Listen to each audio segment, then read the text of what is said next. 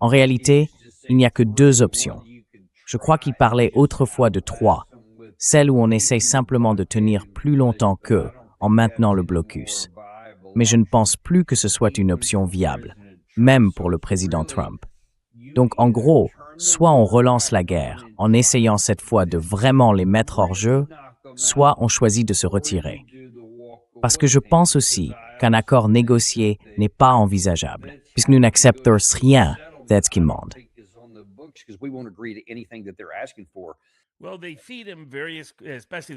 Eh bien, on lui souffle toutes sortes d'idées. Surtout, ça vient principalement, et même essentiellement, d'Israël et du lobby pro-israélien aux États-Unis, des idées complètement farfelues. L'idée principale, au départ, c'était d'aller détruire toute leur civilisation, comme Trump lui-même en a parlé, en frappant toutes les infrastructures civiles, les ponts, les centrales électriques, tout le réseau énergétique. Mais en réalité, ça n'aurait pas du tout été facile à faire, parce qu'ils ont une infrastructure très diversifiée. C'est pas un système centralisé, c'est un réseau énergétique réparti. Donc ce n'aurait pas du tout été aussi simple et direct qu'il le pensait. Et il a eu suffisamment de résistance de la part de l'armée qui, en gros, aurait considéré ça comme des crimes de guerre.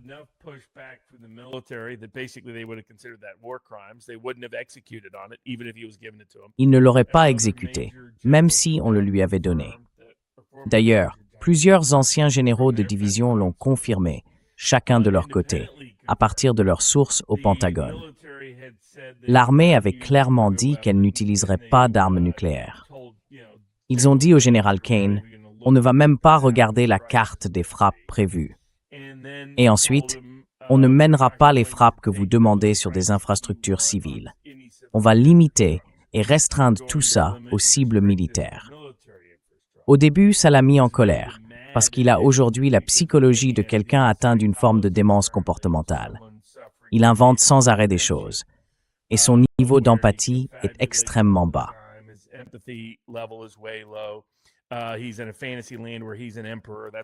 Il vit dans un monde imaginaire où il se prend pour un empereur. C'est pour ça qu'on bénit des statues dorées à son effigie devant des terrains de golf. C'est pour ça qu'il fait construire une statue de lui-même, haute de 15 mètres, en or, dans sa bibliothèque, qui d'ailleurs ne sera même pas une vraie bibliothèque, une bibliothèque sans aucun livre. Peut-être que ça reflète bien la tournure de ce second mandat. Alors il dit, donnez-moi d'autres options. Tout ce qu'on pouvait imaginer a déjà été proposé. Kane les a toutes rejetées en disant que rien ne fonctionnerait. Vous savez, le projet Freedom, l'idée d'aller sécuriser une route pour que les navires puissent sortir.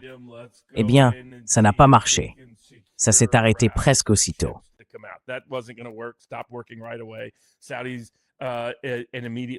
Les Saoudiens ont réagi tout de suite, et les Koweïtiens ont dit non, n'utilisez pas notre espace aérien pour ça.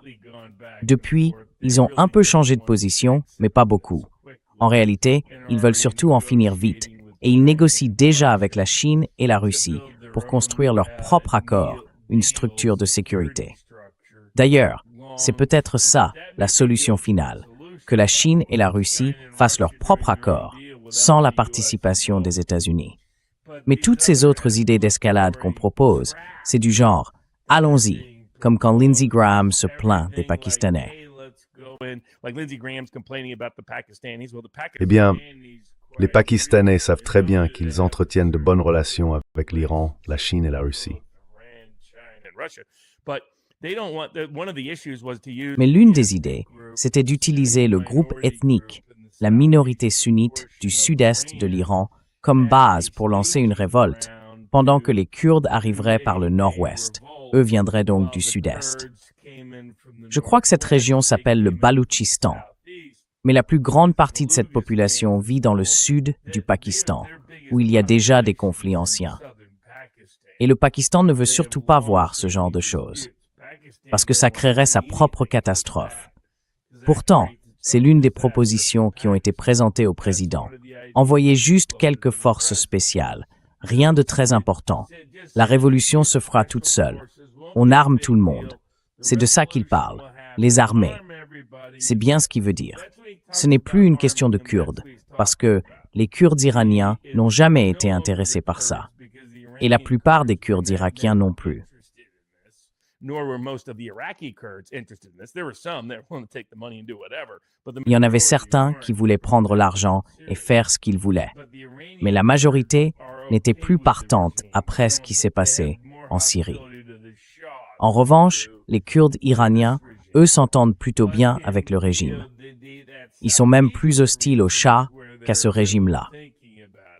Mais dans cette région du Sud-Est, c'est là qu'ils y pensent vraiment. Ils se disent qu'ils pourraient faire débarquer des navires, infiltrer des forces spéciales, essayer d'envoyer des gens sur place ou d'acheminer des armes et des munitions, en espérant que de cette façon, la révolution éclaterait.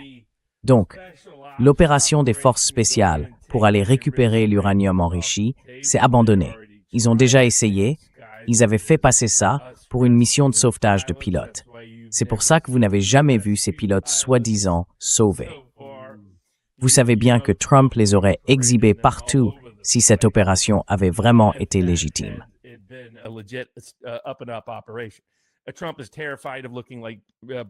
Trump est terrifié à l'idée de ressembler à Barack Obama. Il est aussi terrifié à l'idée de ressembler à Jimmy Carter. Il ne veut surtout pas d'otages. Le message de Joe Kent à ce sujet est bien passé. Alors, le seul type d'action militaire envisagée, ils ne vont pas prendre les îles. Les Émiratis, eux, veulent s'emparer de ces îles disputées et aimeraient utiliser les forces américaines pour y parvenir. C'est une idée qui a été évoquée. Mais la principale option, celle qui revient, c'est celle de frappe militaire limitée, visant à éliminer davantage de membres de la direction sous ce dirigeant et aussi certaines infrastructures énergétiques ciblées, mais pas le pétrole ni le gaz. Israël, de son côté, a évoqué l'idée de frapper à nouveau l'ensemble des infrastructures énergétiques, ce qui serait évidemment une catastrophe.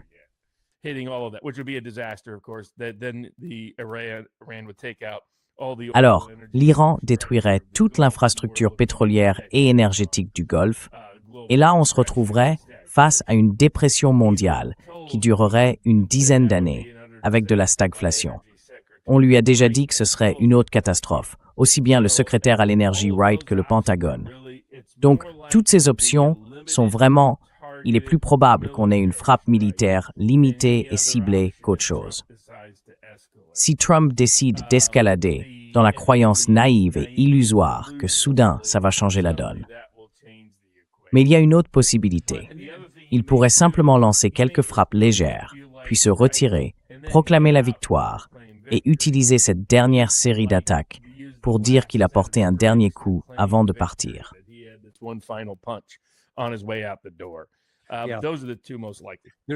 Ce sont les deux options les plus probables. Il y a un problème avec celle-là, on va y venir dans un instant.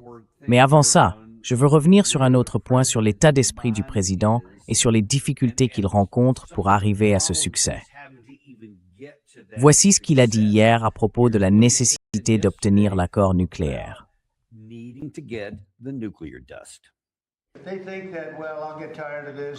Ils pensent que bon, je vais me lasser de tout ça, ou que je vais m'ennuyer, ou que je vais subir des pressions.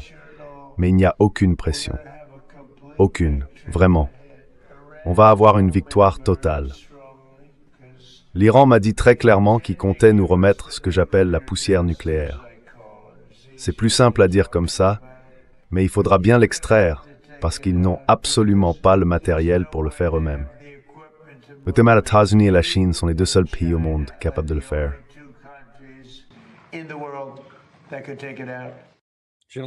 Alors, laissez-moi vous demander d'abord, cette dernière partie-là, c'est une invention. Quand l'Iran lui aurait dit que seuls les États-Unis ou la Chine pouvaient éliminer la poussière nucléaire, qu'en pensez-vous? Exactement. Tout ça, c'est de la fabulation. En gros, 90% de ce qu'il dit aujourd'hui, c'est soit de la fabulation, soit une confession déguisée en projection. Par exemple, quand il affirme, comme il le répète souvent, qu'avec l'Iran, on a eu 4 ou 5 accords, mais que l'Iran se rétracte parce qu'ils sont déloyaux. Eh bien, il y a une part de vérité là-dedans. Vance a effectivement négocié un accord 4 ou 5 fois, la dernière avec les Qataris. Et c'est Trump qui se retire à la toute dernière minute, parce que c'est lui, en réalité, qui manque de loyauté. Donc on peut assez systématiquement utiliser ce filtre de la confession par projection pour le comprendre. Le reste, c'est juste de la pure fabulation.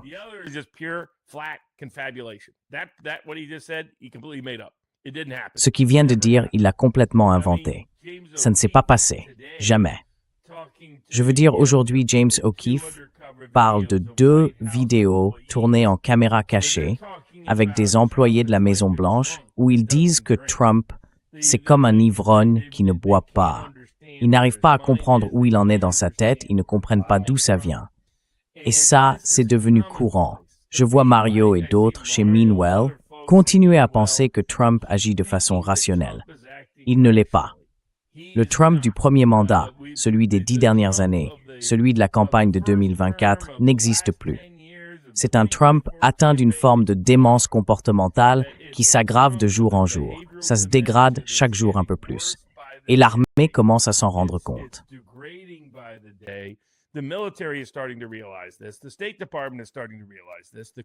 département d'État commence à s'en rendre compte. Les diplomates de carrière au Pentagone, les responsables militaires de carrière, eux aussi commencent à le comprendre. Les services de renseignement de carrière s'en rendent compte également. C'est juste que le reste du monde a mis du temps à le voir. Et les gens continuent de penser qu'il y a une sorte d'échiquier en 4 dimensions. Mais non, il n'y a pas d'échec en 4 dimensions. Il n'y a même pas de dame en une dimension. En fait, c'est un peu comme si un singe Trump jouait aux dames et qu'on appelait ça des échecs en 4 dimensions. C'est ça, malheureusement, la réalité. Il invente des choses tous les jours. Il fabrique des histoires tous les jours. Il les invente de toutes pièces. Il dit « Ah, vous savez, il va se passer ceci, puis cette solution va arriver, et ensuite il se passera cela. »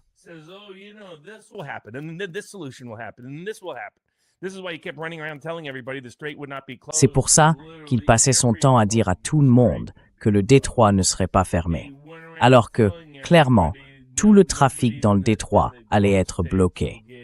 Il allait partout affirmer que personne dans les États du Golfe ne serait touché, alors que tout le monde lui disait que les États du Golfe allaient être touchés. Il répétait que le régime était sur le point de s'effondrer, alors que tout le monde lui expliquait que ça n'arriverait jamais dans ces conditions. Bref, il vit dans un monde imaginaire qu'il s'est construit lui-même. Il y reste, il refuse d'en sortir. Du coup, il ne réagit pas de façon rationnelle. Tout dépend donc de l'armée et des gens autour de lui, pour qu'il n'exécute pas les ordres insensés qu'il pourrait donner.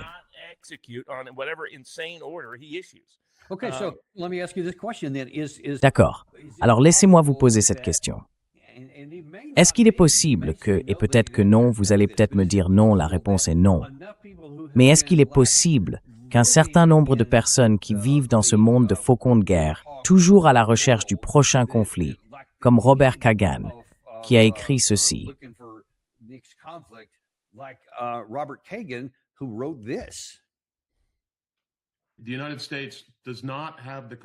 Les États-Unis n'ont pas la capacité, sans un changement fondamental sur le terrain en Iran, je pense, d'ouvrir le détroit.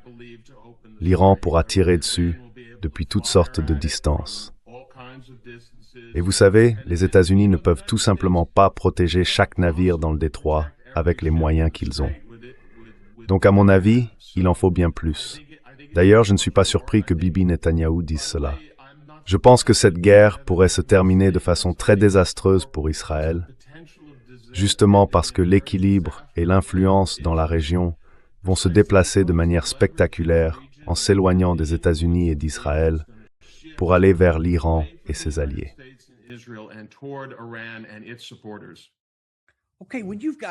D'accord, quand on a Robert Kagan quand même, qui dit que oui, cette guerre est un désastre et que ce sera mauvais pour Israël si on continue dans cette direction. Est-ce que ça pourrait être un signal que même le président Trump ne peut pas ignorer?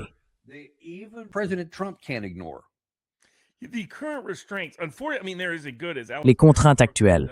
Enfin, il faut dire qu'il y a un bon travail là-dessus, comme l'a très bien montré Alastair Crooke dans vos entretiens avec lui et dans ses articles sur Substack. Il suit la presse hébraïque. Et cette presse-là est très différente de la presse en anglais qui sort d'Israël. La presse hébraïque exprime une profonde inquiétude. Elle parle du fait qu'ils sont devenus un état de sécurité permanent, que le projet du Grand Israël met en danger leur avenir, que Netanyahou a menti sur les armes qu'ils auraient réussi à intercepter. Et cela confirme ce que disait le docteur Ted Postol du MIT. On ne peut pas vraiment arrêter des missiles balistiques avec les systèmes Patriot ou THAAD. C'est ce que la presse hébraïque confirme. Et pendant ce temps, on entend ces récits horribles. Leurs prisons sont devenues des lieux de torture pour les Palestiniens.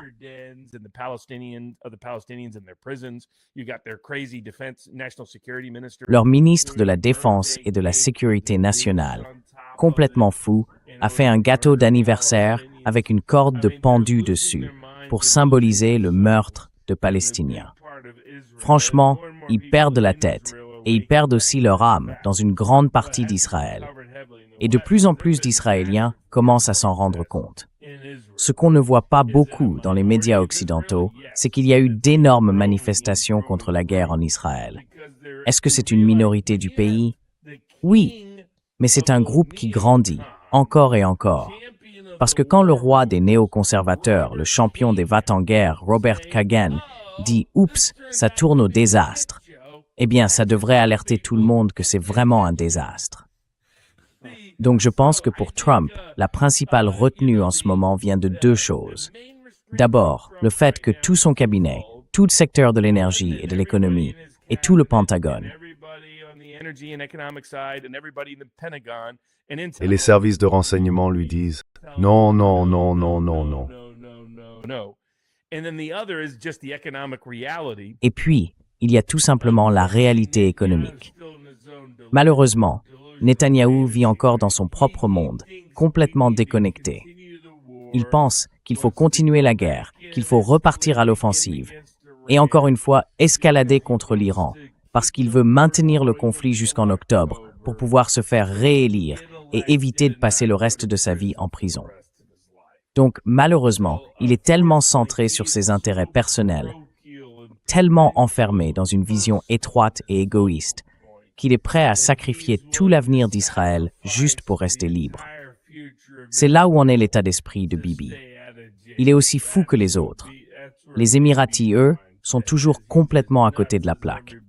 On dirait qu'ils croient jouer à un jeu vidéo, à Call of Duty. Ils continuent à pousser le président à intervenir. Même si, du côté israélien, certaines voix commencent enfin à exprimer leur désaccord.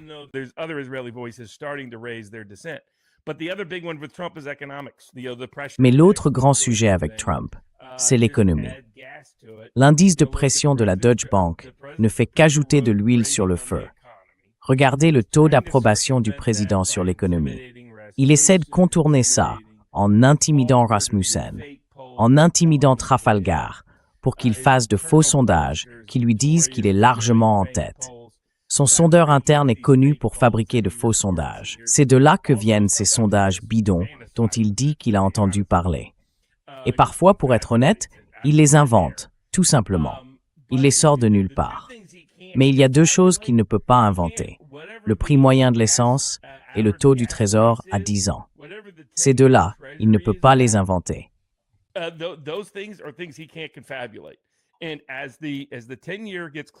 Et quand le taux à 10 ans s'approche de 4,5% et que l'essence frôle les $5, l'indice de pression de la Deutsche Bank montre qu'il va vite faire marche arrière et corriger le tir. Donc, espérons qu'il n'est pas complètement fou. Enfin, c'est bien. Là, on est presque à 4,6. Ça grimpe. On se rapproche des 5. C'est dans sa tête le principal frein à toute escalade. Et sa plus grande motivation pour reculer, ce sont les prix de l'essence qui approchent les $5 et le taux à 10 ans qui monte vers 4,5. Alors, si vous voulez décourager la guerre, assurez-vous que les taux d'intérêt montent jusqu'à environ 4,5. C'est un monde fou, mais c'est la meilleure façon d'influencer ce président aujourd'hui.